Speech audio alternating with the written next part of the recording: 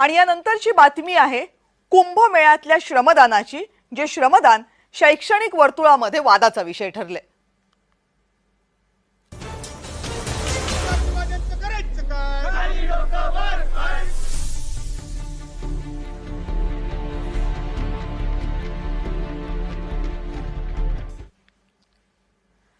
नाशिकमध्ये होणाऱ्या कुंभमेळ्यामध्ये वेगवेगळ्या कामांमध्ये योगदान देऊन प्रशासनाला मदत करणाऱ्या विद्यार्थ्यांना 2 श्रेयांक देण्यात येणार आहेत, 2 क्रेडिट्स।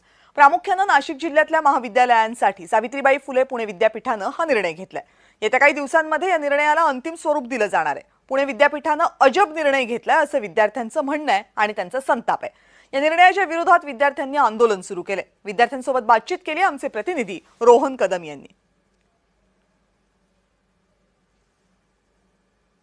नाशिक येथे होत असणाऱ्या कुंभमेळ्यामध्ये जे विद्यार्थी 60 तासांहून अधिकचं श्रमदान करतील अशा विद्यार्थ्यांना 2 गुण देण्याचा निर्णय जो आहे तो पुणे विद्यापीठाने घेतल्याचं समजते आणि या निर्णयाच्या विरोधामध्ये रिपब्लिकन सेना जी आहे ती रस्त्यावरती उतरलेली आहे। आपण आता पुणे विद्यापीठामध्ये आहोत आणि या पुणे विद्यापीठातील मुख्य जी इमारत आहे त्या मुख्य इमारतीच्या बाहेर हे सगळेजण जे आहेत ते आंदोलन करताय। जो निर्णय घेण्यात आलेला आहे तो अधिकृतरित्या घेण्यात आल्याचं माहिती आहे का, समजतंय का आणि का निर्णय घेतलाय, तुमची काय भूमिका आहे?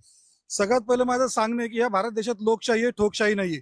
कुलगुरूंनी जे ठोकशाही पद्धतीने जे विद्यार्थ्यांना राबवण्याची जी प्रक्रिया केलेली की कुंभमेळ्यामध्ये विद्यार्थ्यांना राबवलं जायचं आणि राबवण्यापैकी त्यांना 2 मूल्यांकन देण्यात होती, हा निर्णय रद्द करण्यासाठी मी आज आम्ही आंदोलन करत आहोत की भारतीय संविधानातील कलम 28 नुसार कुठलाही धार्मिक प्रचार प्रसार महाविद्यालय परिसरामध्ये झाला नाही पाहिजे। असं असताना देखील भारतीय संविधानाचं उल्लंघन करणारा निर्णय गोसावी सरांनी घेतलेला, कुलगुरू गोसावींनी घेतलेला आहे। आमची भूमिका स्पष्ट आहे। आम्ही लोकशाहीवादी आहोत, संविधानवादी आहोत। बाबासाहेब आंबेडकरांनी सर्वांना समान अधिकार दिलेला आहे आणि यामध्ये जे कुलगुरूंचे आदेश केला त्यामध्ये स्पष्ट भूमिका अशी त्यांची दिसून येते की एखाद्या धार्मिक धर्माला प्रोत्साहन देण्याचं काम त्यांच्याकडून होताना दिसत आहे। विद्यार्थ्यांना असं धार्मिक प्रोत्साहन देण्याचं काम करण्याचं चूक हे विद्यापीठाकडून होताना आम्हाला निदर्शन देत आहे, म्हणून आम्ही आंदोलन करत आहोत।